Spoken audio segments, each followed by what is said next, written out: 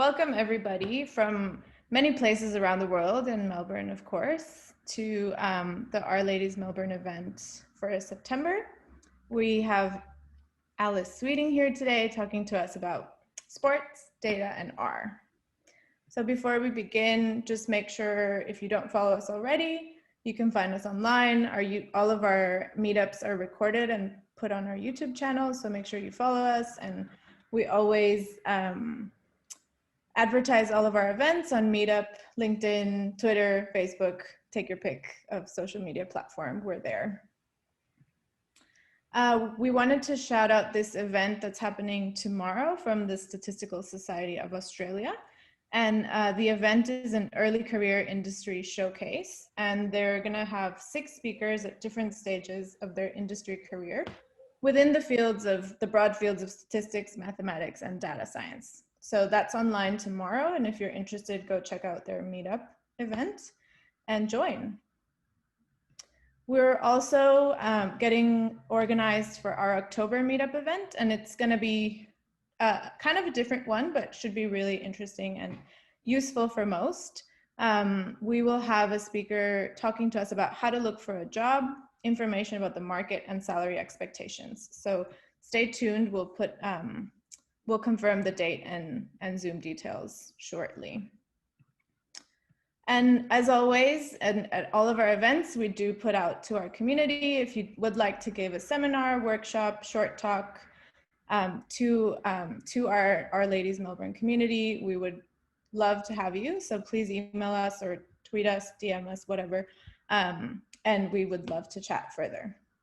That's actually how Alice is one of our speakers. She emailed us and was keen to talk to all of us about sports and R. So here she is. And of course, we'd just like to thank all of our amazing and faithful sponsors. Bit different this time because we're doing everything online, but we still want to recognize all of their support, especially when we're doing live in-person events. And without further ado, I'll introduce Alice Sweeting. She's a research scientist within the Institute for Health and Sport at Victoria Uni. And she's also a sports scientist for the Western Bulldogs. And I'm not Australian and I don't know much about footy, but I did see on the news that I think the Western Bulldogs won this morning. Is that true? So yes, exciting.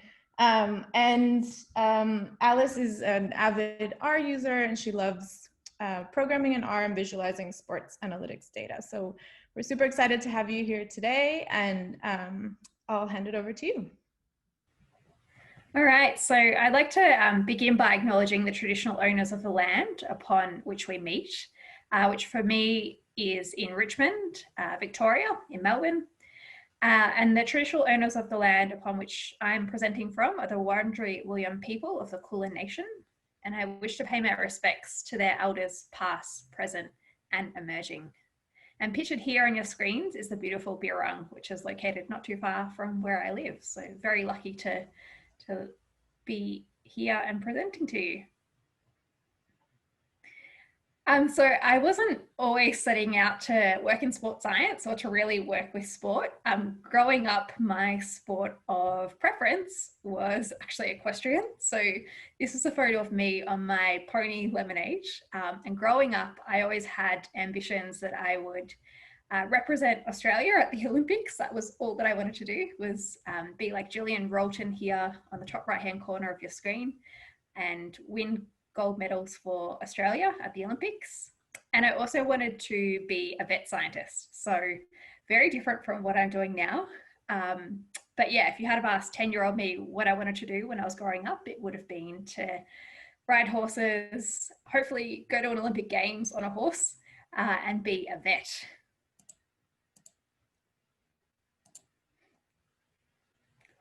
But I applied for vet science and unfortunately I didn't get in to study vet science at Melbourne Uni. But throughout my teens, I really enjoyed playing a lot of sport. So netball, athletics, swimming, tennis. I also loved the science subjects at school. So biology, maths. And with that, and given I didn't get into vet science, I thought, oh, what about studying something called sports science? And it was fairly kind of new at the time. obviously there were a lot of people in my year level wanting to do PE and be PE teachers, but I was probably more interested in the science of how athletes train, how they got better, and really why did some athletes win? Why did some athletes perform well and others didn't? So I studied a Bachelor of Sport and Exercise Science at Victoria University once I left year 12, and then really fell in love with being involved in the lab and doing some research projects, and was lucky enough to do an honours. So I got into the honours program, did my honours in the exercise physiology space, so a bit different to sports analytics. But again, really, really enjoyed it, and then applied to do my PhD. So I did my PhD through Victoria University again, and with Netball Australia and the Australian Institute of Sport. And it was an amazing opportunity to be involved and work with some really awesome athletes. So I got to work with the Australian Netball 21 and under team and the Australian Netball Diamonds. And they were just phenomenal athletes to work with.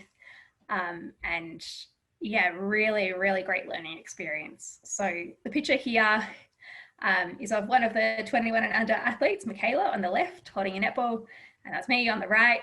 But I'm holding a piece of equipment that I used throughout my PhD, which was radio frequency tracking. So it was a fairly new piece of equipment at the time, back in 2013. And this piece of equipment was invented because we really struggled to track where athletes move and how fast they move indoors. So global positioning systems, or GPS, is a really common piece of technology that we use in sports science to capture how far and how fast athletes move. And they're super common in sports like Australian football and soccer and rugby. But unfortunately, they don't work in indoor sports like basketball and netball and volleyball, because those sports are played inside at the elite level, and the roof of those stadiums prevents the GPS system from working. So we don't get any GPS signal when we're inside. So this RF system involved little anchor nodes. That's kind of the bigger device that I'm holding, that was positioned around the court. And then the little smaller tags were worn in the back of the athlete's dress. And we were then able to track their position on court. And from this information, I got to probably get my first experience at using R and my first taste of sports analytics. So not only were we interested in profiling how far and how fast athletes move, but also types of movements that they were performing. So things like changes of direction, accelerations, and how they were moving on the court relative to one another. And netball is an interesting sport because you're only allowed to move in certain areas of the court based on your playing position. So for example, if you're a centre court player, you can pretty much move around the entirety of the court with the exception of the goal circle. But if you're a goal shooter, for example, you're confined to 1/3 of the court. So therefore, looking at kind of how far netball athletes run isn't as interesting compared to the types of movements that they're performing. And we know that netball is a really intense, short, sharp, high intensity sport. So looking at accelerations and changes of direction, angles of attack became important. And looking at how different playing positions kind of perform those movements. So in my PhD, I didn't have the luxury of having a fancy software interface like a lot of other tracking systems have. I literally just got an output of raw data that was in a CSV format. And I started off working out in Excel and trying to calculate things like distances and angular velocities in Excel. And of course, like what happens to most people when they start working with some kind of serious large data sets in Excel, I quickly ran out of room and ran out of memory, and my computer was always crashing. And one of my supervisors is, one of the leaders in sports analytics here in Australia, and he really encouraged me to get started in R. So it probably took me a week to work out how to load my data into R and kind of how to visualize it and how to analyze it. But I was really excited about getting stuck in. And ever since then, I've been super passionate about using R, teaching people how to use R, and kind of helping promote are within sports science, because there still is really a heavy reliance on Excel within sports science, although I think tide is kind of changing a little bit. But just the power of R, and in particular RStudio, to do a lot of the things that we all know about here in this group, but automating a lot of analysis, creating visualizations, and really creating reproducible research as well. So yeah, my PhD kind of gave me a foray into R and also data mining. So I used some clustering techniques and association rules in my PhD as well, which, coming from an exercise physiology background, was all very new. And yeah, not coming from a statistics background, was a bit of a steep learning curve. But again, just kind of opened my eyes into the non-linear aspects of analysing sporting and human performance. So really grateful for the opportunity, and for my supervisors for kind of broadening my horizons throughout my PhD as well. So in 2017, graduated with my PhD, and I started at the Western Bulldogs football club and Victoria University. So picture there of me with some of our strength and conditioning and sports science staff from a few seasons ago now. So the photo's a little bit older. My hair's a little bit longer and probably a few more greys as well. But since 2017, I've been there in my current position. So Victoria University has a strategic partnership with the Western Bulldogs. So as part of this strategic partnership, my role is embedded. And this partnership is quite multifaceted as well. So it's across all 4 teams, so AFL, AFLW, BFL and VFLW. And the partnership comprises workplace learning opportunities for students, so undergraduate students and postgraduate students, joint staff appointments like myself, and professional development opportunities for Bulldog staff as well. And within the partnership, Western Bulldogs athletes and staff do get access to VU facilities, such as the gym, the pool, our sports science labs. So for example, we have a heat and altitude lab where we can simulate really hot conditions, where we can simulate 3,000 meters of altitude, which helps with our training. So VU staff, Bulldog staff get access to those facilities at VU. And obviously a major component of the strategic partnership is collaborative research. So this includes HDR, so high degree by research, student projects, and staff research projects as well. So as part of this partnership, myself, another VU staff member, and a host of HDR students and undergraduate students get to work side by side with Bulldogs, coaching, medical and physical performance teams as part of this structured research program. And I would say ultimately our goal is to help improve the on-field performance through training, and obviously on-field performance, and the peak of that, the pinnacle of that in our sport is to win a premiership. So we are in finals, so hopefully we're on the road to maybe winning a premiership in 2020, but what a year 2020 has been.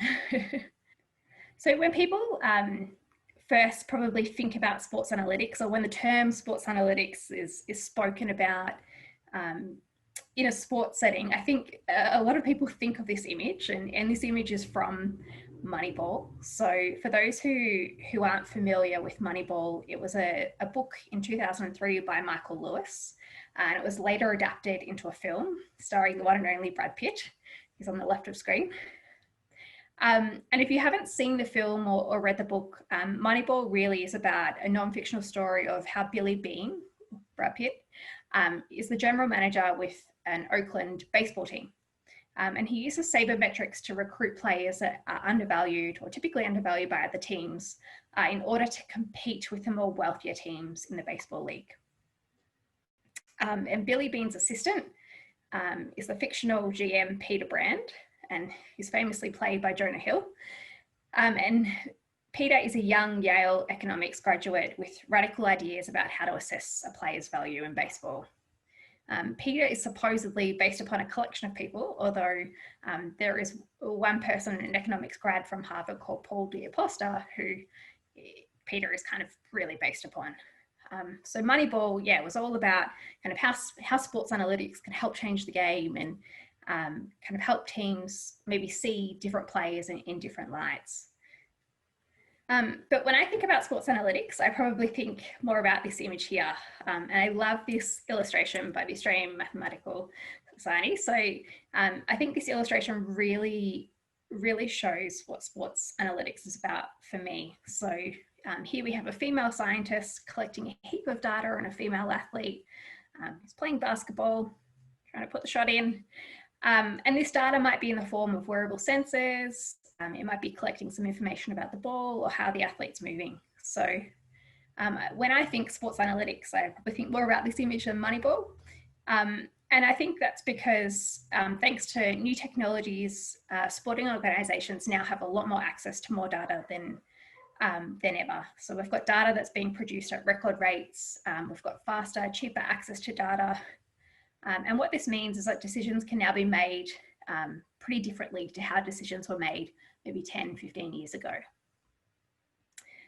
However, with all those, the increase in data and cheaper data being available, we also have a whole heap of new challenges. And a lot of us here are familiar with those challenges that are not only exist within sport, but also in other industries as well. So incompatible data formatting, for example, the complexity of working in an applied environment such as sport, maybe it's in health or other industries as well. But you know, there is a real challenge in developing methods to kind of integrate humans and machines and data in this decision-making process. And as sports scientists who work in sports analytics, it's kind of our job to know how to learn and work with that data to help that decision-making process. And I think ultimately tackle some really complex non-linear problems that we face in sport. So I'll talk now a little bit further about the data sources that are common within the sport that I work within, which is Australian football. But I guess across sports as well, there are some similarities in the types of data that we're collecting. So yeah, I think there's a heap of data that we're collecting now, but ultimately it's how we make sense of that data and how we communicate that data and how that data helps shape that decision-making process as well. So some data sources in Australian rules football.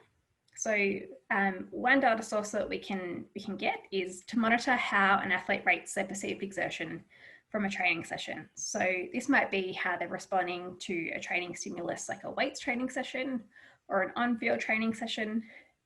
And we term this as sports scientists internal load. So this is kind of an athlete's perception of how hard training is. And how hard they felt that session was. So to kind of give a bit of an example, we can have a group of athletes who are training for the same period of time. So say a 60-minute session, and they might be all partaking in drills that kind of comprise that 60-minute session of the same time. But of course, athletes will interpret how hard a drill is and how hard the session is in entirety individually. So they'll perceive how hard that session is differently. So by tracking how that perceived exertion is over time, we then get more context on how an athlete is responding to a training session, and then if they're ready for that next training session. So this bullet point here is a hyperlink, so you should be able to click through if you're interested to some research that was actually conducted through VU and the Western Bulldogs. And this research found that kind of independent of the analysis approach that was taken, so both a linear approach and a non-linear approach, the distance that was covered by an athlete during the training session is most likely strongly associated with how they rate that training session. So in our group of Australian rules football players, kind of the more distance they're covering during training, the harder they're going to rate that session. Which is still an interesting finding because obviously we know that shorter training sessions can be harder based on the types of drills that are included in training. So a drill might be like a small-sided game, for example. So, you know, a small area where a lot of athletes are kind of handballing the ball around. There's a lot of short, sharp changes of direction. And those that have kind of played in small-sided games or even played a sport like netball or 101 basketball know how hard it is to kind of keep going and changing direction during these small-sided games. So an interesting finding. And if you're keen to learn more, definitely click on that bullet point there and it will take you through to the research that I am talking about.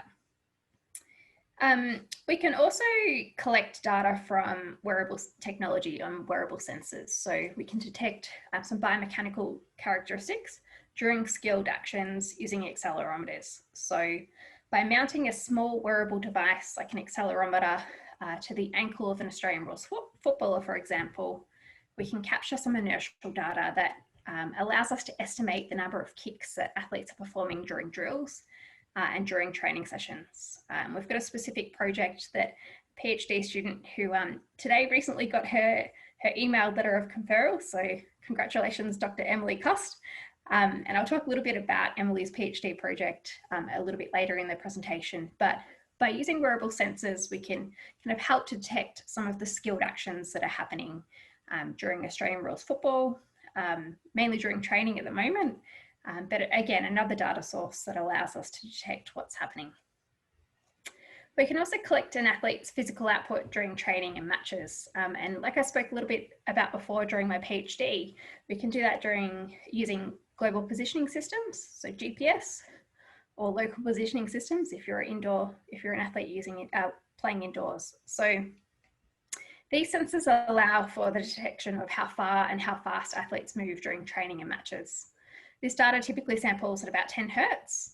And some work from our team, again, I'll talk a little bit about it later in the presentation, but some work from our team has examined how we can kind of go past discretizing this data and looking at aggregate parameters, and instead looking at this data as a time series. So great work by Dave Corbett, who's a PhD student through the Western Bulldogs and VU. So I'll talk a little bit about that specific data source a bit later.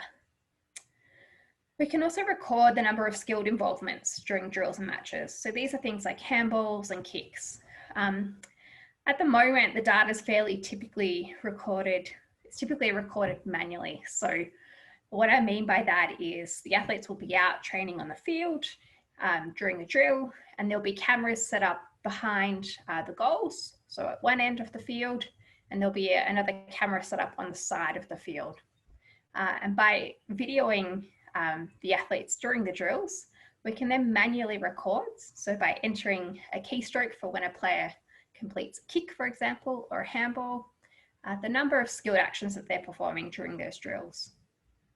And I'll chat a little bit later in the slide deck about how we're kind of adding a bit more context to those skilled involvements. So another PhD project that's happening at VU and the Western Bulldogs by Peter Brown. So I'll chat a little bit about Pete's research shortly, but again, another data source. So you can kind of see how already we've got different data sources coming in. We've got how athletes are feeling, so a questionnaire. We've got biomechanical data coming in through a wearable technology, more wearable technology through GPS or a sensor that's worn to detect position and how far and how fast athletes are moving. And then we've got another data set that's involving humans manually coding when kicks and handballs are happening. So probably not too dissimilar to other industries outside of sport, but lots of different data from lots of different sources. Another data set that we can also collect is the interaction between team members during training. And we can collect this again using wearable sensors. And this allows us to kind of measure the interactions between players during attack and during defense. So how the team is kind of coming together during defense. So when they're trying to stop the opposition from scoring, and then maybe how they're spreading out or how they're setting up during attack. So we can quantify that collective team behavior using those wearable sensors.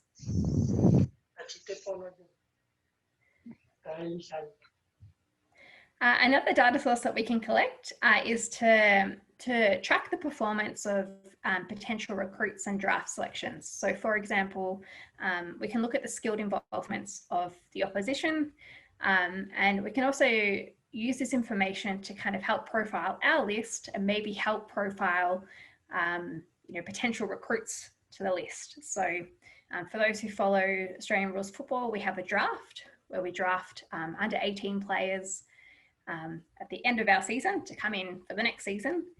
But we also have a trade period where players from other clubs can be scouted to join our team. Obviously that means that we unfortunately have players from our team leave and join other clubs. But by tracking the performance of these players we can get a bit of an idea of the ratings of those players during matches. So again, another data source that's objective as well as subjective. So we'll have coaches actually rate potential recruits and list managers and recruiting staff profile who they think that we should draft to our club. So another subjective and objective data source as well. And another data source that we can use, and again, this is using some wearable sensors, is by using an accelerometer to help measure the energy expenditure of an athlete during training and matches. So this was some research that was again done during the Western Bulldogs VU partnership. And again, if you click on the link or click on the text there, it'll take you to the research paper.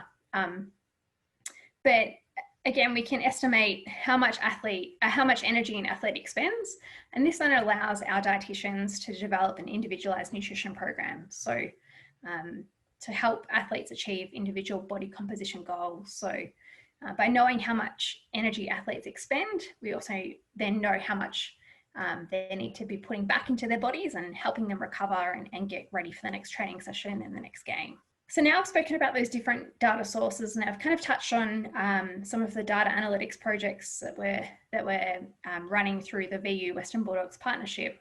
But I'll now talk about these projects in a little bit more detail, just to give you a bit more context as to the type of data that we're collecting. So where possible, we really try and align these research projects in having a direct impact on training or match performance at the Western Bulldogs. So for example, by capturing data on skilled involvements during training sessions, so skilled involvements being the number of kicks and handballs that players are performing, we can then analyse this data for research, but also help the coaches to evaluate how training went, so how many kicks and handballs players got, how efficient they were during certain drills, and then that helps them to plan the next training session as well. So I'll talk now a little bit about some of those research projects. So another kind of data source that we have in Australian football is obviously the score. So this is a image that you're seeing here is from our round 16 game versus the West Coast Eagles. So we have the Western Bulldogs on the left-hand side of the graphic and the West Coast Eagles on the right-hand side of the graphic. So we won this match by 2 points. And yeah, it was probably a bit of a low scoring game in the end. And we know that score is exciting because it tells us what's happening live, but it also tells us the end result, so whether we win or we lose. But we do know that score, particularly in Australian rules football, it doesn't tell us the whole picture. And in order to get a bit more context as to what's happening and how that score unfolded, we need to dig a bit deeper into the statistics. So we can see here now, we've still got the score in the top of the image there. But here we have some team stats. So here we have something called disposals, so kicks and handballs. And you can see that the Western Bulldogs on the left-hand side of the image had 319 disposals compared to the Eagles' 261. So we had a lot more off the ball, as they would say. So we had a lot more opportunity to kick and handball and move the ball around, essentially. And as I mentioned before, a lot of these disposals are currently manually recorded, although there is some research that's being done in the partnership to kind of help improve that by automatically detecting these actions. But yeah, at the moment, these disposals are still manually recorded, so humans still entering when a player had a kick or when they had a handball. And this kind of tells us a little bit more about how the game unfolded, but it doesn't tell us a lot of information. So in order to do that, we need to dig a bit more deeper into these score involvements and look at why we had so many more disposals than the West Coast Eagles. So you can see here now the graphic, we've got our disposals up the top. You can see that the West Coast Eagles had 175 kicks to our 157. And we had 162 handballs compared to their 86. We also had 45 inside 50s. So what that means is that 45 times we got the ball inside our 50-meter arc. So theoretically, we were a lot more closer to goal than the West Coast Eagles were.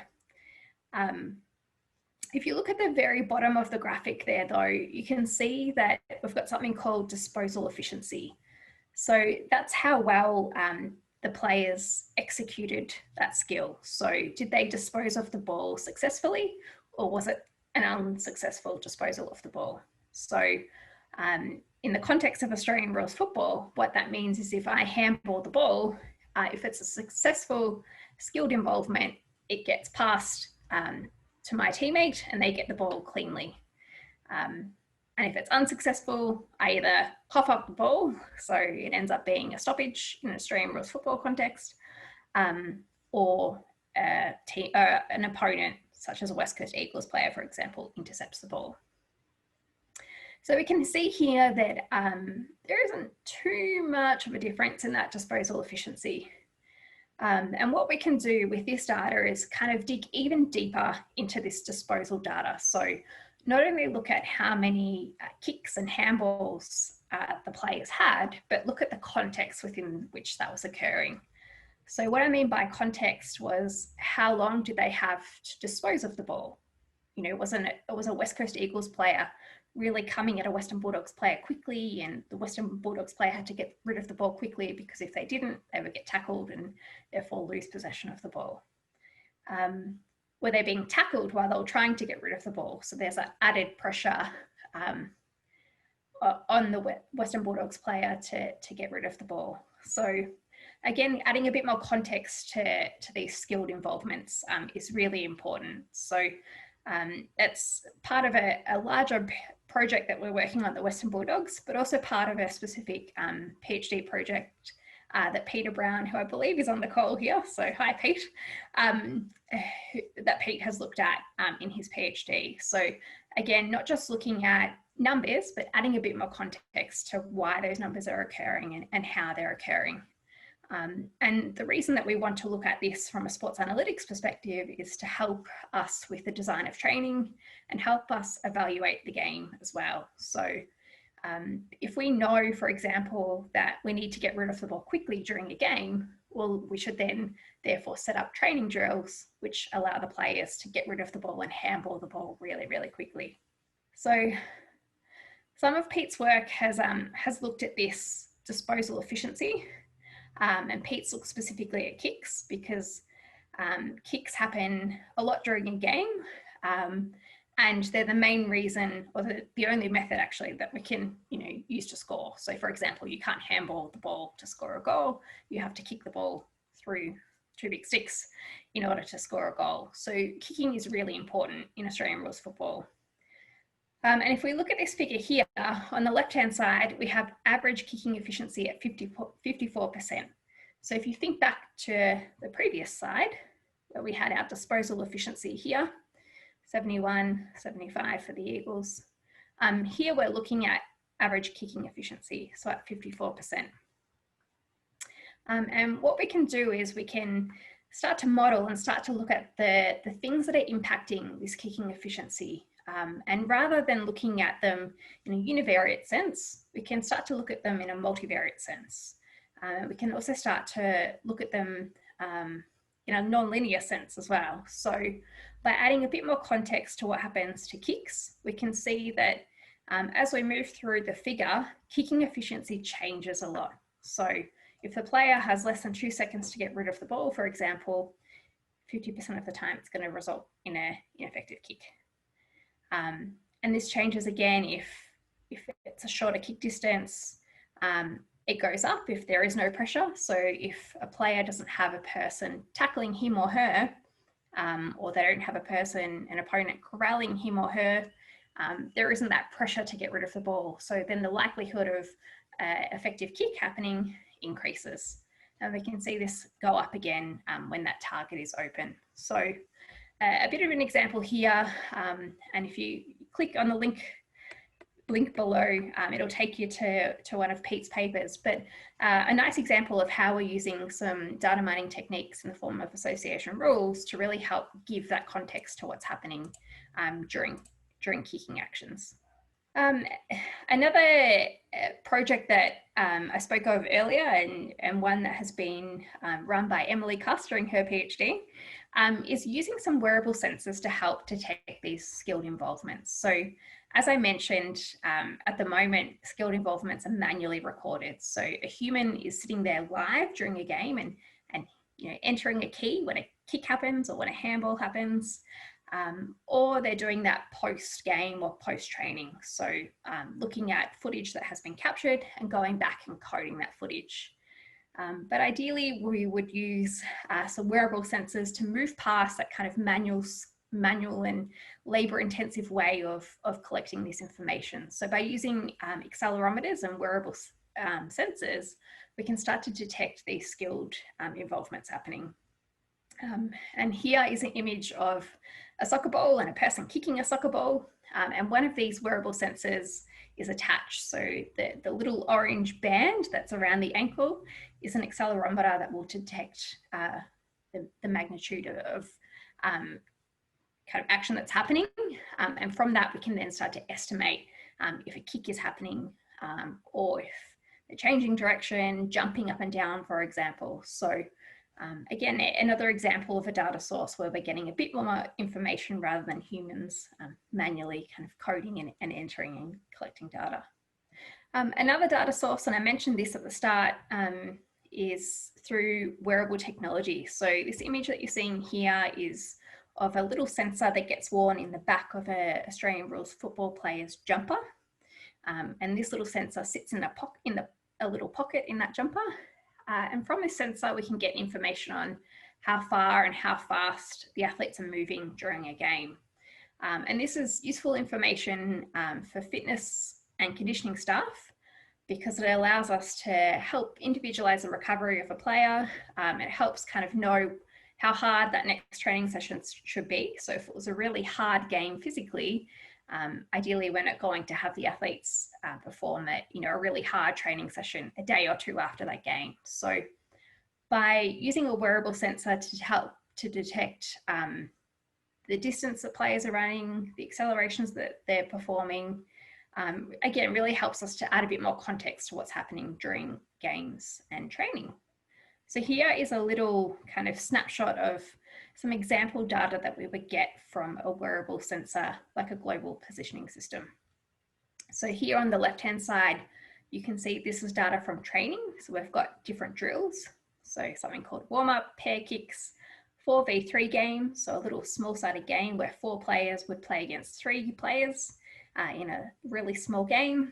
And another drill called stoppages. So some stoppage work in an Australian rules football context. Our second column is total duration, so we can see how long each of these drills went for. Our third column there is total distance. So this kind of gives a bit of an idea of the variation in the types of output that we would typically see during different drills. So this is the average that's presented here as well, I should say. So we can see that the warm-up has the highest average total distance, average distance. And then our fourth column there is something called total HIR, so total high intensity running. And we can see from that column that the drill that had the highest total HIR was the stoppages drill.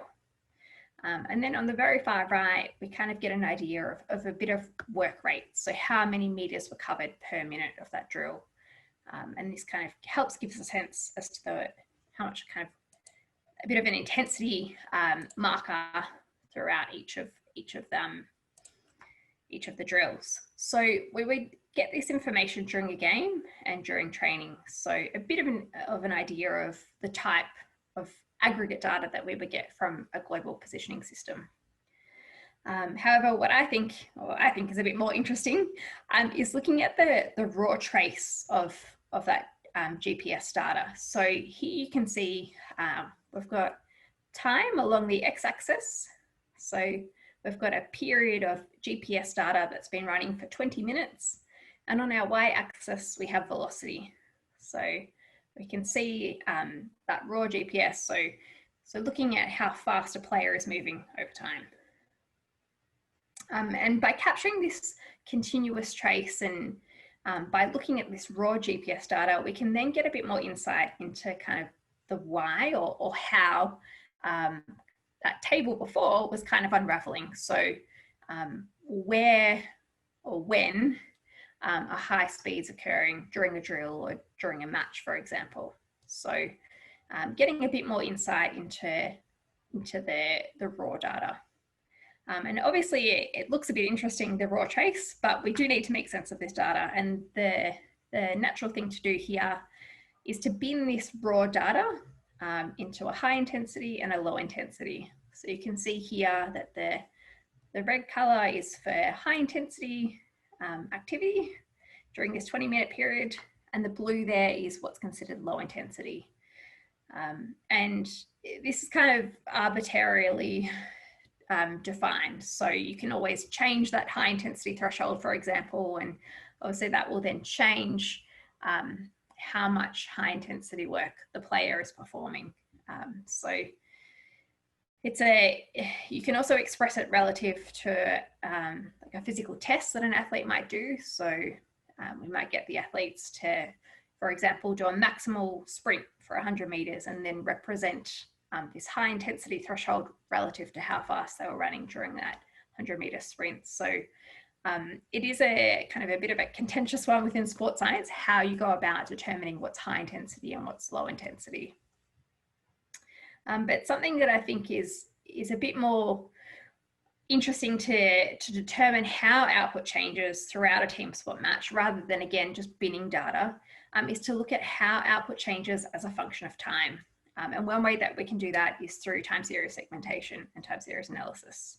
So here we have our raw trace again. We've got our x-axis with time, our y-axis with velocity, and the red bars here indicate different segments of physical output, where output differs from that segment before. And this is a useful technique for us because it helps to compare the specificity of training to matches. It also helps us to decide when players should be rotating on and off the field. So by looking at periods of where activity is really different throughout a game or throughout a quarter or throughout a stint on the field, and by stint I mean when the player is is running out on the field and playing the game and getting kicks and handballs compared to sitting on the bench. Looking at this as a time series, really allows us to kind of help give a bit more insight into when and where different players should be rotated on and off the field. And this is some research that was done by David Corbett. He's a PhD student with VU. And if you are interested in reading his research, the caption on the bottom right of your screen is a hyperlink, so feel free to click and it will take you through to that journal article. But you can see here in this image, we've got time again along our x-axis, velocity on our y-axis, and our raw GPS trace. You can see there's a big kind of cliff or gap in the middle, and that's simply because we've got data from the first half and data from the second half of an Australian rules football game. And our A, B, C, and D here all refer to different players that are playing. Well, these are four players as an example, but ideally we would have 22 different figures for each player that plays in an Australian rules football game. So this is an example of how Dave used time series segmentation in his PhD. So we can see there the red vertical bars represent those different segments or different periods of activity. We also have some little dots for those skilled involvements too. So red being defensive actions and blue being offensive actions. And defensive actions are things like tackles or blocks, kind of pressure acts to essentially stop the opponent. And blue is offensive, so things like kicks and handballs, trying to move the ball through. So this was some really neat research for us because, again, it helped us kind of better design how long an Australian rules footballer should spend on the ground in a rotation, and also potentially inform different training drills as well. So we know that Australian rules footballers play different roles throughout a game. So we might have a player being an inside midfielder, so spending a lot of time around the ball and moving up and down the ground. And we have different or another role would be a defender, for example. So staying a bit more closer to the opposition's goals and probably not moving around as much as an inside midfielder. So by using this time series approach, yeah, it really allowed us to kind of help better design that match rotation strategy and also help better design some drills as well. Another research project that we've had at VU and the Western Bulldogs is to look at how teams, and teams, I mean the Western Bulldogs, are interacting with each other. So how are the players moving around the field during different phases of play? So how are they spreading and how are they coming together and defending during different phases of play? So here we have these little blue dots on the Australian rules football field. And these little blue dots each represent a player. And we've been able to calculate their position on the field using those global positioning systems.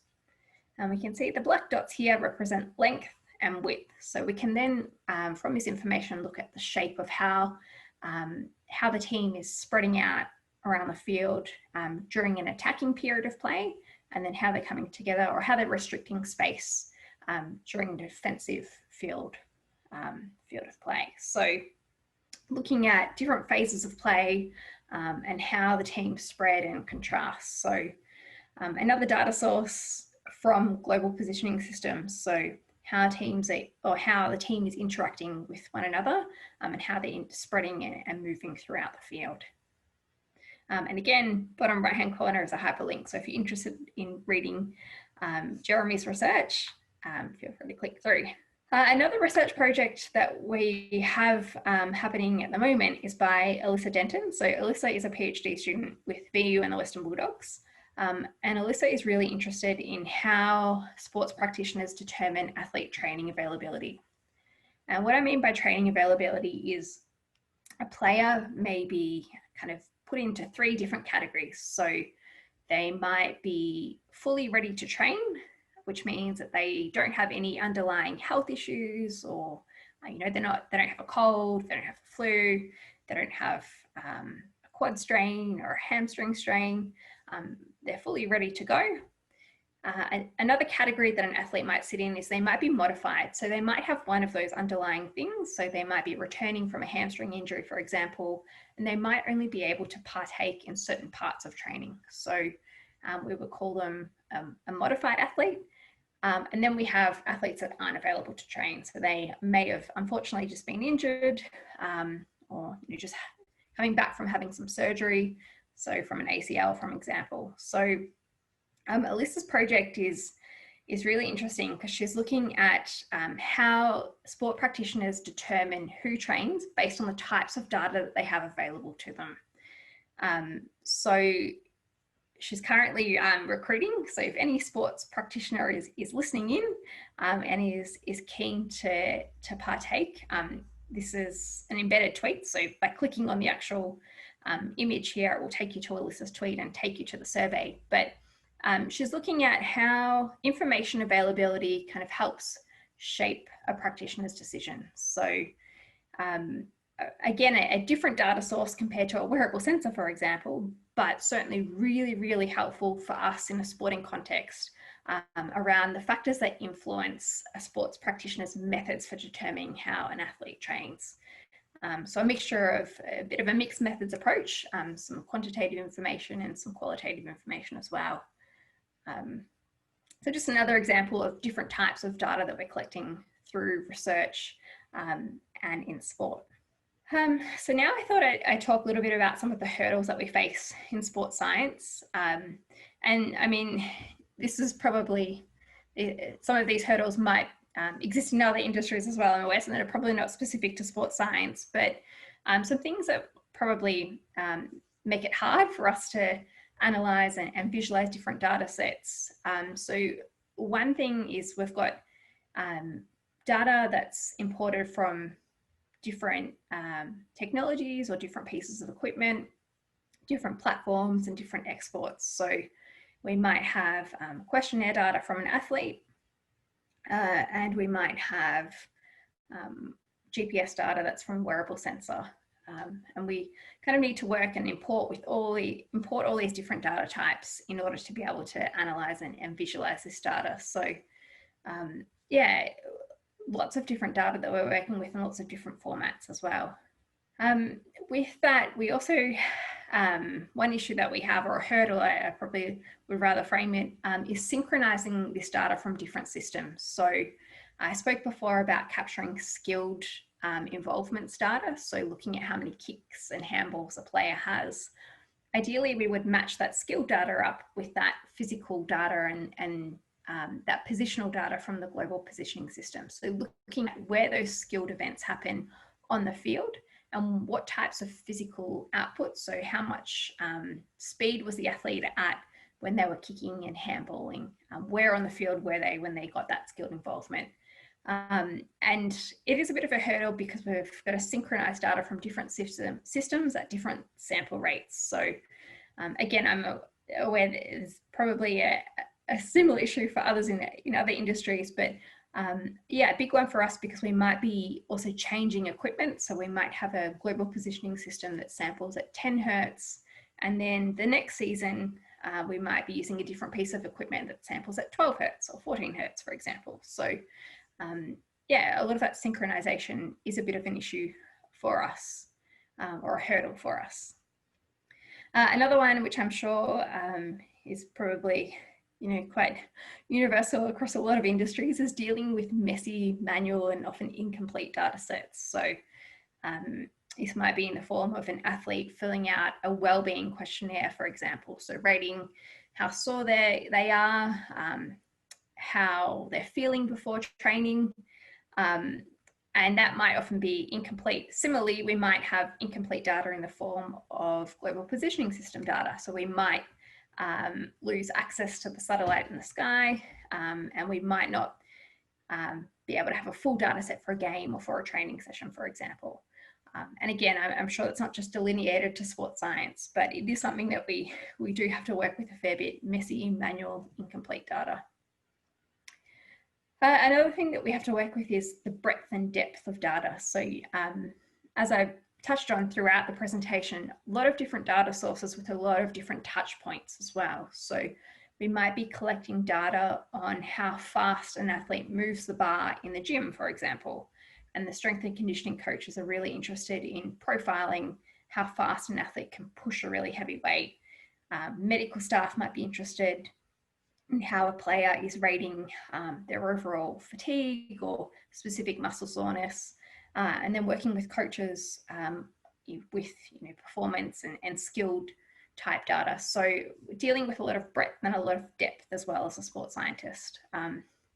And I really like this quote from David Epstein, because I think, yeah, as a sports scientist working in that sports analytics field, it is a real challenge, that we face in how we deal with that breadth and depth, and in a world that kind of wants an answer and wants an answer quickly. So not specifically a data hurdle, but certainly a hurdle for us as sports scientists working in the sports analytics space with a lot of different people, a lot of different touch points, and a lot of different equipment and data sources.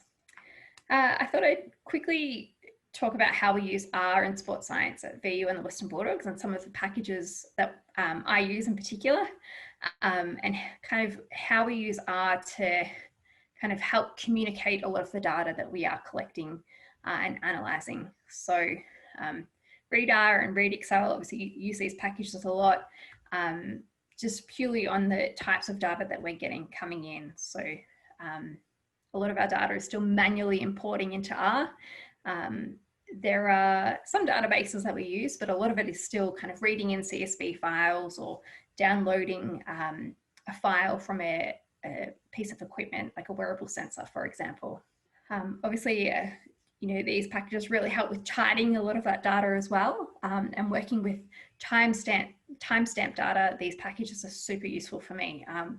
So I would use these on a daily basis in sports science. ggplot I use a lot to help visualize a lot of that data once it's been tidied and cleaned. And then communicating our data is a big part of being a sports scientist and working in the sports analytics space. And that might be in the form of a static PDF markdown document. It might be in the form of a Shiny app, for example. It might be in the form of a presentation, or a more interactive dashboard, and Flex dashboard is something that we use a lot. So I just love how R really helps automate a lot of processes that we do have to go through in sports science. And yeah, it kind of makes our job a little bit easier to be able to work with tools that, really help us smartly and neatly help tidy in and analyze and visualize this data. So some examples of how I would use R. Obviously, I can't show a lot of these examples for privacy reasons and IP reasons, but yeah, I used R, for example, to create an interactive report for our club dietitian. So she wanted to see how the athlete's body mass was changing throughout the preseason period and then the in-season period, and then on game day as well. So a player would weigh in as soon as they arrive at the ground before taking part in the game. They would weigh in, and then they weigh out after the game as well. So looking at that change in body mass in order to inform how much fluid the player should be taking on board and how much they should be hydrating after a game. So super useful there to help create a little interactive report. And yeah, really helpful. Visualizing team performance indicators live during a match. So I used to use R in the coach's box, ggplot, frantically creating R markdown document to send through to the coaches sitting, a few seats down, and helping to visualize some of the team performance indicators that were happening during a game. So kind of giving a bit more context to some of the stats that were being collected during the game. Communicating return to play data. So an athlete might complete a lab-based test. So they might complete a test on a treadmill to determine how much oxygen they can take up and utilize. And I would then use R to kind of communicate that data in a kind of simple, easy to understand manner for medical staff at the football club. Presenting physical output data. So ggplot becomes very, very useful here because presenting that raw GPS trace as aggregate data or as a time series, again, it's super useful to use and to help convey that data. And of course, are super useful for helping analyze and prepare data for our academic publications and presentations and reports, and communicating our data as well. So I just thought I'd show you how we're using some of the packages and how we use R in the sports science environment. So now I thought I'd take a little bit of a different turn. I've been speaking for a long time now about the different types of data that we collect in a Bulldog sense, and why I can't share any Bulldogs data with us today. I thought I'd take you through some sports data packages that do exist, and if you're interested in working with sports data and having a play around with some sports data, R package that I use a lot is Super Netball R, and I'll take you through that shortly. But I thought, it would be really neat to look at some netball data and to kind of show you different visualizations and things you can do with some of this netball data as well. So I'm not sure how many people here have played or are familiar with netball, but it's been a really interesting season, a bit like the AFL and NRL comps. Netball are currently in a hub and they're playing a lot of games in a really condensed season in condensed manner. So it's been really interesting watching the games unfold, but then also looking at some of the data and how those games have unfolded as well. So as I mentioned, if you are following along with the slide deck, you can copy and paste this directly into R and RStudio. So I won't do a live coding example, but I thought if you wanted to follow through either now or post, feel free to copy and paste the code that I have here. So most of these packages should be, most of us on the call are pretty familiar with, the tidyverse, DevTools and ggdark. And DevTools is used to download the Super Netball R package. So if you are interested in downloading that package, you will need to use DevTools. And big thanks to Steve Lane, who created that package, because it makes working with Suncorp Super Netball data so much easier. So if you are following through, and once you've downloaded those packages, you will need the season ID, which is here. And I thought a game that we could look at was between the Melbourne Vixens and the Queensland Firebirds. So they played yesterday. Vixens are currently top of the ladder. Firebirds aren't playing finals this year, but the Firebirds ended up winning the game. So it was kind of a bit of an upset, really, in the netball world. So looking at the data, we can get a heap of different statistics here. So just to give you a little look, these are all the different types of statistics that we can get from this netball data. So obviously goals that are scored. There's a new rule in Suncorp Super Netball called the Super Shot. So that's goal two, whereby any goal that's scored within this arc is worth 2 goals. And it's only available in the last 5 minutes of a quarter. But again, another kind of interesting statistic to play around with. And similar to football, there's a heap of different stats that you can look at. But I thought something that would be interesting would be to look at general play turnovers. So when teams are kind of coughing up the ball or spilling the ball to opponents. And we can do some plotting, and we can create a really neat looking plot using that general play turnover data. So I've put all the code here. So if you're interested in following along, these colors here should be color vision deficient friendly. So these are colors that are corresponding to the individual Suncorp Super Netball teams as well. So here we can visualize, we've got the Firebirds in purple and the Vixens in kind of a teal color. And we can see that the Vixens had a lot more general play turnovers throughout the game, and probably a neater plot. I'll just put it in there in the interest of time. We'll just skim through. But here we can see, so we've got quarter 1, 2, 3, 4 along our x-axis. Firebirds are in purple, Vixens are in teal. We can see the Vixens had a lot more general play turnovers throughout the game. So might be a reason why they lost, unfortunately, yesterday, if you're a Melbourne Vixens fan. But yeah, just an example of using that Suncorp Super Netball package to kind of help get a better look at how the game unfolded. And the package is super useful because there's also individual player data there. So we can delve a little bit deeper and look at which players on the court ended up kind of producing that general play turnover statistic. So I've just added a bit of code through here. If you're wanting to go through and look at the individual players that ended up having the most general play turnovers, you can do that through the tidyverse and getting a bit of feel for how it unfolded.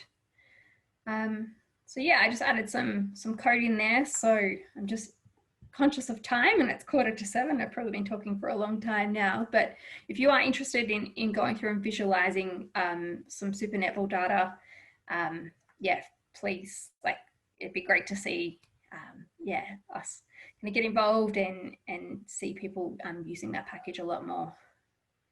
In terms of data packages for working with sports data in R, there are a few packages out there. So if you are interested in visualizing and analysing Australian rules football data, Fitzroy is a package that allows you to access data from AFL games, AFL men's games, and AFLW games as well. So if you are interested, yeah, definitely check out Fitzroy. NBA StatR is another package in R used to help get access to NBA data. It's a bit of a wrapper for the NBA Stats API. And NFL Fast is another package that I thought if you were interested in kind of using or visualizing some sports data, NFL Fast is another package worth checking out. These packages didn't have nice hex stickers, but baseball, college ball, and cricket are also other packages that kind of help provide wrappers or access to those sports APIs. So I think Cricket R is from ESPN Crick Info for any cricket fans dialing in, and then College Ball R is for the NCAA college sports. So if you're interested in those, feel free to click on the hyperlinks there. I think as a female working in sport and working with sports data, it would be neat to see a lot more packages that set up and focus on women in sport and female sports in particular. So another reason why I love working with Super Netball Lab, just really great to kind of get a closer look at how that sport's unfolding. And I think it would be great if there are a lot more women in sport packages out there and available. Yeah, really conscious of time. So if you wanted to go through and have a look at that code, sorry if I rushed through it, but feel free to go through it and have a look. For those who are starting out using R, and I saw that there were a few people who are starting out on their R journey, I love this graphic because this is the very top with a little monster there underneath the rain cloud. That's certainly how I felt when I was starting out learning R and using R in my PhD. I think it took me a week to try and import the data in and work out how to create a figure. But definitely now the bottom image and the little monster there is definitely me. Like I use R on a daily basis, whether it's creating presentations like this one, whether it's analyzing data for research purposes and for publications, or communicating data back to coaches and athletes and practitioners that I work with. As I mentioned before, use a lot of those R packages really heavily. And I think the R Ladies environment as well, and R Stats on Twitter is just such a welcoming, rich resource for those who are keen to learn and those who wish to kind of expand upon their R knowledge as well. So I really love these illustrations here by Alison Horse. I think, it really sums up kind of the passion and enthusiasm I feel for R, and just how much it's helped me kind of from a professional sense kind of work through different data and kind of opened my eyes to different data techniques and different ways of analysing data and visualising data too. So for those who are starting out on your R journey, particularly if you're coming from a sports science background and not from a statistical background, it can feel really daunting and a bit overwhelming, and it can feel like a really steep learning curve. But I do think it's a learning curve that definitely pays off. And it's such a great, I think it's more than a tool. I think it's a great environment, and has really, really helped me out throughout my career. So I think if you're starting out, keep going, as daunting as it can be. So just conscious of time, but I can see a few notifications popping up in the chat. But if you have any questions, or if you wanted me to go through anything in particular, please let me know. Alternatively, if you are interested in some of the research that we're doing, or maybe saw some code and had a bit of a helper in how we can improve or do things a bit differently, please reach out. And this is my little data dog, I call him. So I had to, in order to take this photo, I had to have some yummy chicken to look at me to take the photo. But he loves listening to me talk about data on Zoom, I'm sure, at the moment when we're all working from home. But thanks so much for listening. And if you've got any questions, I'd love to hear them. So I should probably stop talking. Thanks so much, Alice. And thanks also to everybody for the lively chat. That was great to see. So you definitely sparked a lot of conversation. But I also, there were several questions that probably got lost in the chat. So I think, Anna, do you have some of them maybe that you want to read? Yeah, I copied some from the very beginning from Di, and the first two were Brody, and then there was a long discussion coming. So I'm gonna repaste them here, just so that I'm sure there were other ones along the way. I've also copied the whole chat in case, then I can share with you if you feel like, so that we can keep them. Also, I think if anyone has like a burning question, feel free. I don't think you can you raise your hand in Zoom? I always forget, but maybe type in the chat, I have a question, and then we can ask you as well. Yeah, Alice, yeah, I pasted the first three questions in the chat. So one was from Brody, who was asking, are there any further psychological data sources that are collected within AFL other than RPE that can assist the maximization of football performance? Oh, great question. Yeah, I suppose at the moment, on a day-to-day basis, RPE is probably something that we collect most routinely. In terms of other psychological data, we have a sports psychologist who's embedded with us at the Western Bulldogs, who I'm sure would be, collecting some data about how the players are going and how they're coping with the demands of training and with playing, and particularly now being, removed from home and being up in a hub. But in terms of specific psychological data, I don't tend to work with that too much. I'm probably more on the physical and wearable side, but I do think it's a huge area that can certainly be explored. And I think even in terms of team collective behaviour, so how teams are organising themselves, who they're passing to, and how they're kind of taking on information throughout a game. Like, I think there's a lot more psychological data that could be collected there, but unfortunately it's not my area of expertise. So but great question, and yeah, I think it's a really cool space that could be explored. So hopefully I've helped to answer that question, Brody. Thank you, Alice. I don't know if Brody wanted to say something, or they're happy with that. There were also a very interesting question from Dai Cook, who was asking, do you think that training behavior might be different from match behavior on slide 17? And if it's possible for students from other universities to participate in internship, for example? Yeah, so first question, I do think that training behavior would be different.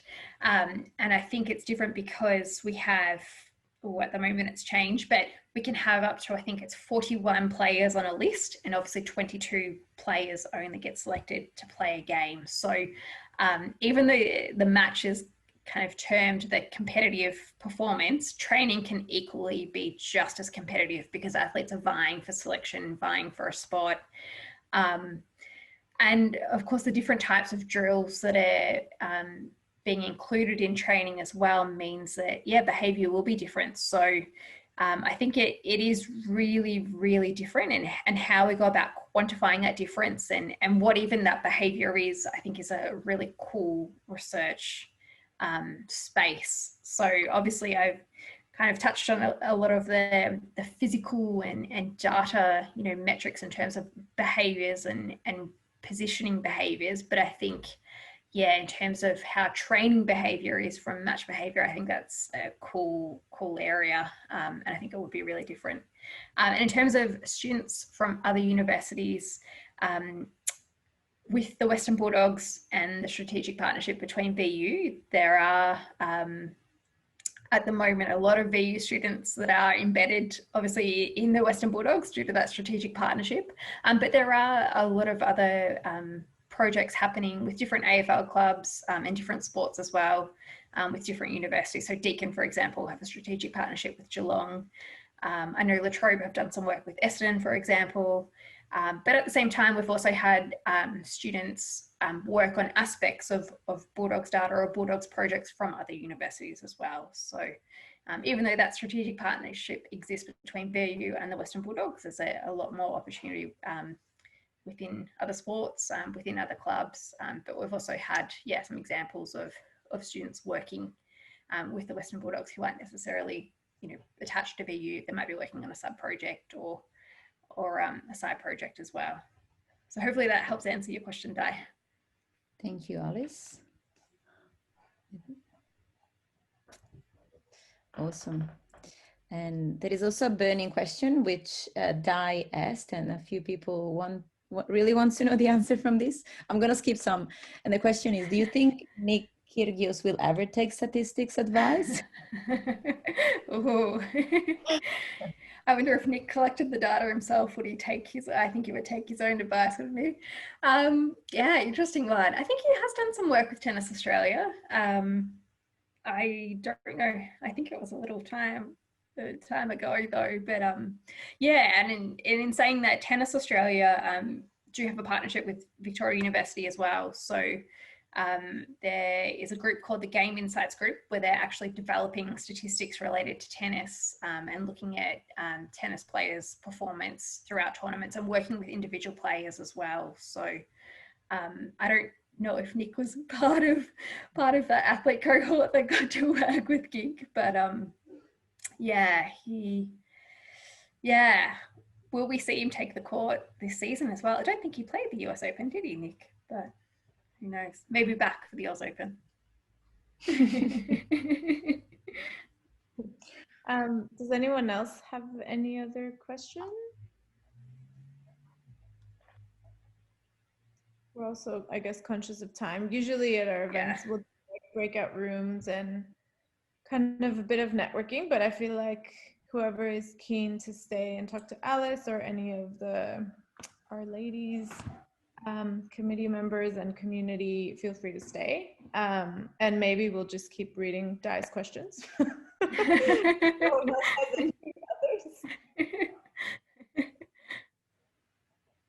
What other questions did Di have?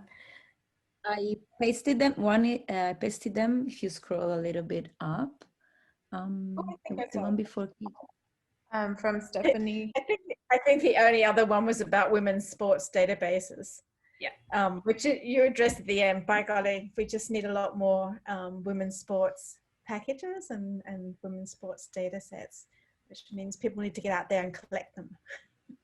Agreed, I agree. And that's why I love using, I grew up playing and I love netball, but that's why I love using that Super Netball package as well. And there's a lot of, like kind of lively commentary on Twitter as well. So people are really keen to kind of learn about the stats behind netball. And I know netball is a women's sport, but I think like people are super keen to see what's happening and unfolding in the sports that they're watching. So I wish there were a lot more data sets in women's sports that were available. A lot of them, unfortunately, are still dominated by men. Like NFL Fast, I think, is only just men's NFL data. And I think there was a WNBA data package. Jackie might be able to pull me up on that one if I'm wrong, but I think I saw some WNBA data floating around, and also some data from the women's soccer, I should say, football World Cup recently as well. There was some open data that was available there. So if I find it, I might be able to post it in the chat. But yeah, agree. I think the more data that was available and the more people that were out there collecting it would be awesome. Do you think that Alice, just on the sorry to jump in there, Di, just on the WNBA data. Yeah, a lot of that used to be accessible through the ESPN APIs. I haven't checked them recently, but they could very well still be online. Required a little bit of scraping and organizing, but I understand that there's still quite a lot of WNBA data available. Question from Stephanie. Any recommendations to anyone, sports scientists wanting to start research and using R in the near future?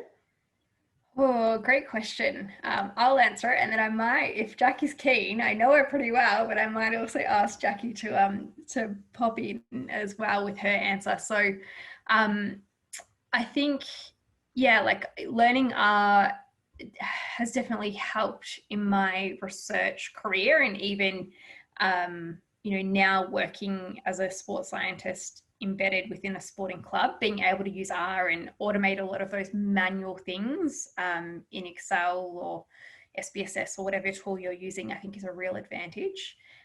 In terms of recommendations, I think start out learning with a small data set or a data set that you're familiar with. And yeah, I think if you can kind of work out how to analyze it, and the tidyverse is obviously a great collection of packages to do that, and to visualize it.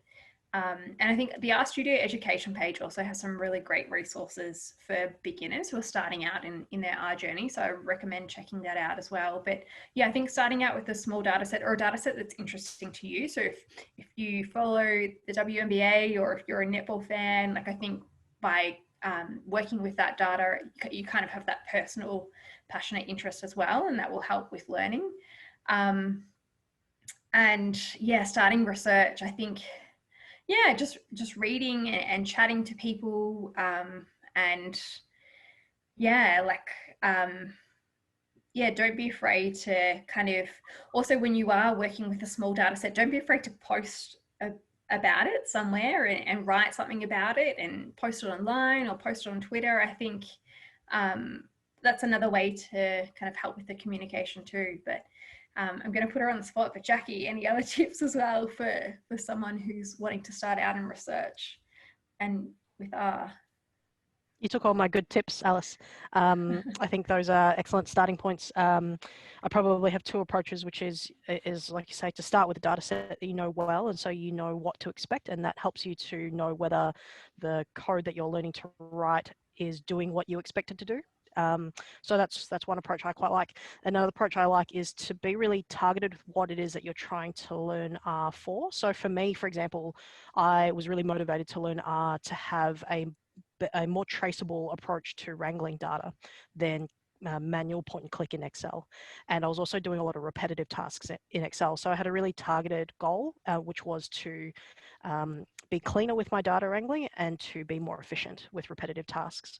And so that kind of pushed me to get through the bumps of learning a new approach, because I knew that there was an end goal which was worth time spent learning a new method.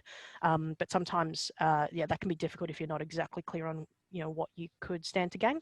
So I find that those two methods really helpful. Some people, I guess it really depends on what you think your own sort of learning preferences are, and how you find learning to be most effective for you. Some people find peer learning to be really effective, and a lot of our ladies meetups will have workshops when they can, in person, and sort of side along or code along sort of sessions. Those even exist online. You might find it helpful to go through some coursework, and there's certainly a growing sort of body of online syllabi for online R courses. And Shazia here has also referenced online communities like Tidy Tuesday and many others. There's the Tidy Tuesday is a subset of the R4 data science community, which goes chapter by chapter through the R for Data Science textbook, which is really helpful, that you can learn alongside a global community with a structure that's a little bit like coursework. So yeah, I think match it to your needs, match it to your purpose, and match it to the ways that you find learning to be most effective for you. There's also a comment from Laura. It might also help to have a question that you want to answer that will kind of push you to actually work with real data that means something and that you want to get something from out of. And yeah, it'll give you a goal, especially to be able to get through hard times of debugging. So you have a purpose to debug versus just kind of letting it go. Question coming in from Andy. When it comes to providing feedback to coaches, what's your experience of needing to have a system perfect on the first attempt? For example, a single error draws all the attention and invalidates the whole effort in the eyes of the coach. Oh, that's a great question, and I have a really good, bad, indifferent experience with that. I work with a coach who was an accountant in his former life, and he scrutinizes, particularly if it's in table format, scrutinizes everything that I put to him, and that's a great lesson for me, because if it isn't perfect, he will find the error or the issue. And I really had to make sure that I everything that I was presenting was correct and spot on when I was giving it to him earlier on. And once I built that relationship, you know, if I did slip up or make an error, it was probably a lot easier to work through than if I had have, you know, just kind of rushed in and presented the report and kind of given it to him. So yeah, I think it is worth putting in the time and effort to perfect, particularly if you're giving it to a coach or you're trying to build that relationship with someone. I think it's really, really important to perfect that piece of data and that presentation of that data on the first attempt. And yeah, also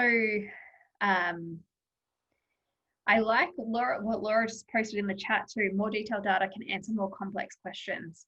And I think that's a really great point, because I think another thing when presenting to coaches and athletes is, and like not just coaches and athletes, but you know, anyone working in probably any field, is presenting the information while also articulating the complexity within the environment within which you're capturing that data. So, you know, that old saying, context is everything, context is key. I think that's so true as well. So, you know, not just, if I was to just present inside 50s as a stat, for example, to a coach, it would lead to more questions, and it would be, well, yeah, that stat might look good for us, but so many other things were happening around the ground, or we weren't clearing the ball as well as what we would like, or one player wasn't playing his or her role that well as much as I wanted them to. So I think, yeah, like kind of probably drawing out a long-winded answer, but kind of knowing the context within which you're operating within, and kind of being aware of that context. And when you are presenting data, yeah, it might be a cool or interesting stat or interesting visualization, but knowing the context within which it's happening. The sport is non-linear and it's complex and it's exciting because we don't know the result, right? Like, that's why we love sport, because it's an outcome that's uncertain and then we don't know. So I think kind of presenting that uncertainty where you can and acknowledging that uncertainty is important too. Thanks, Alice. I actually have a question, which may actually not be so related to sports per se. I guess it can be kind of a broader question, but from your experience in what you do, I was kind of curious with the Flex dashboard and kind of Shiny, and when do you decide which one to choose? Because they both in theory can be interactive, but kind of where in your experience have you found one maybe more useful than the other?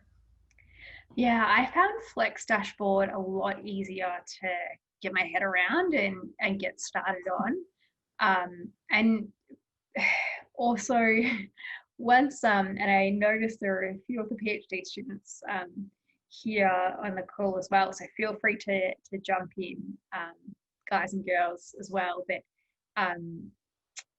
when I first gave a Flex dashboard to a coach, they actually thought the information, because it was in HTML format, they thought it was being posted out there on the web somewhere. So once we got past that, then when you introduce Shiny, and I guess it's an app that theoretically does sit, you know, it's hosted somewhere, there's that issue of privacy and, you know, who's looking at the data and who can access the data. So I think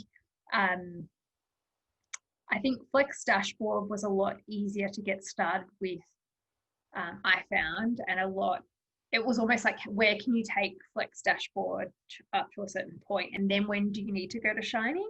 And when kind of a visualization or a report got too complex for Flex dashboard, that's when I would move across to Shiny. But knowing that, yeah, there's probably a bit of a steeper learning curve with Shiny as well. And then I really had to explain what Shiny was to the coaches and the practitioners that I work with, again, for that data security and privacy reasons. But I really like Flex dashboard. I think, you know, like Shiny's great, and a lot of people, obviously we all know we might all know the benefits of using Shiny and how useful it is, but I think Flex dashboard is, because it's so contained too, and it's fairly easy to construct, I think, yeah, it has a lot of upside for me.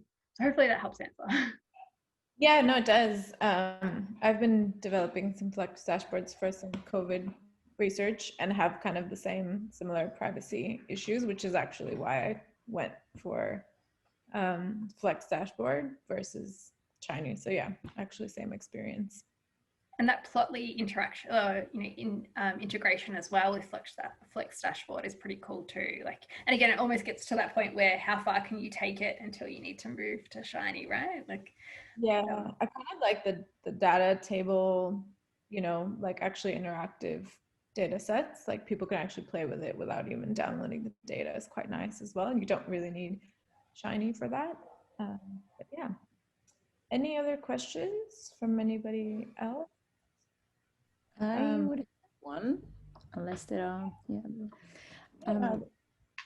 my question was more about, because I think you touched a little bit on the image analysis that you do. Like when you say you were I imagine you being in the, how you call in the changing rooms, I don't know, somewhere in the office doing analysis. And so how much are there normally analysis like reports that you are doing and then you communicate to the coach to make decision for the match?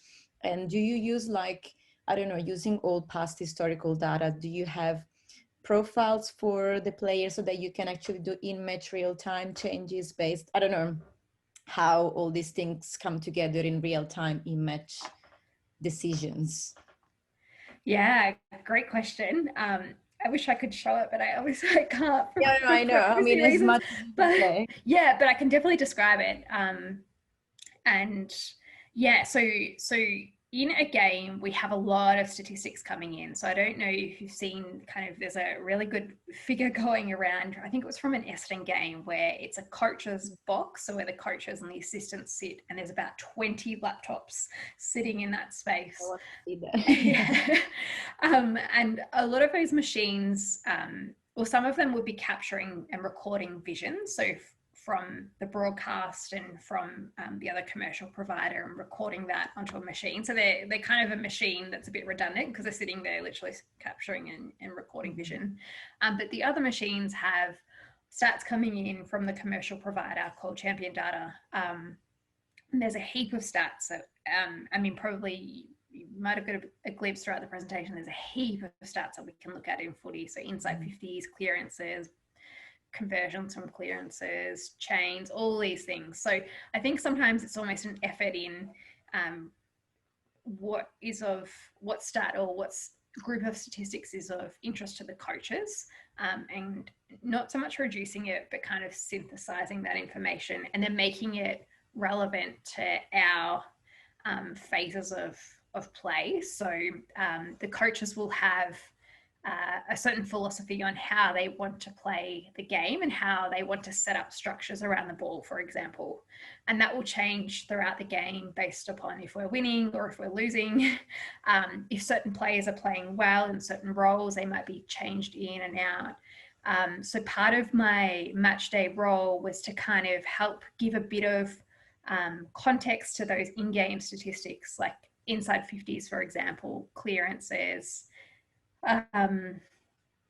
score margin, trying to think of some other interesting, even like stoppage turnovers, for example. So giving some context to those statistics relative to the phases of play that the coaches want to play. So part of what that involved was creating visuals. So colors have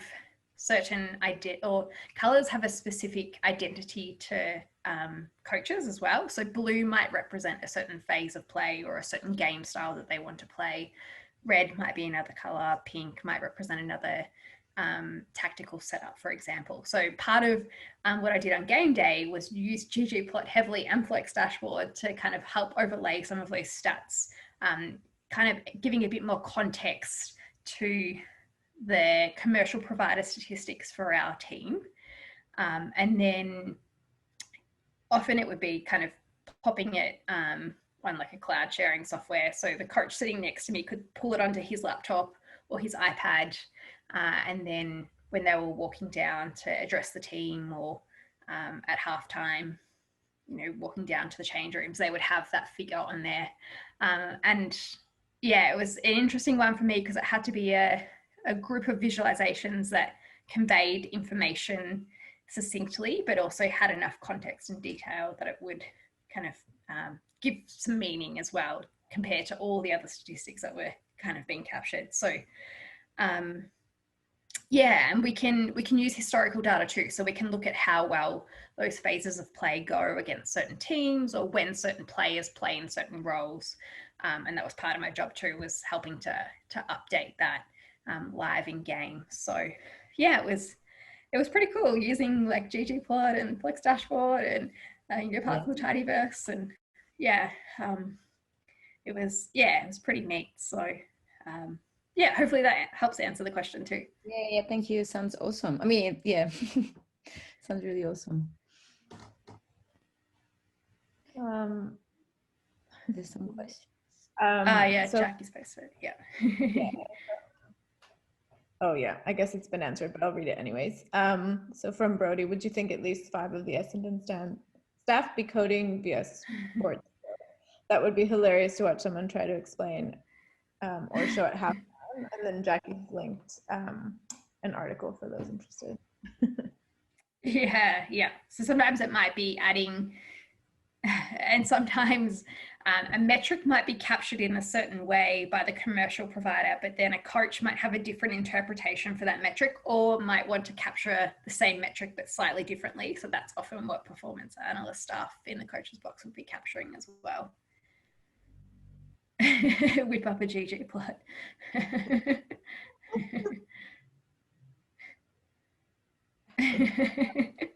Adele said the next metric to capture is how quickly can the sports data analyst whip up a ggplot.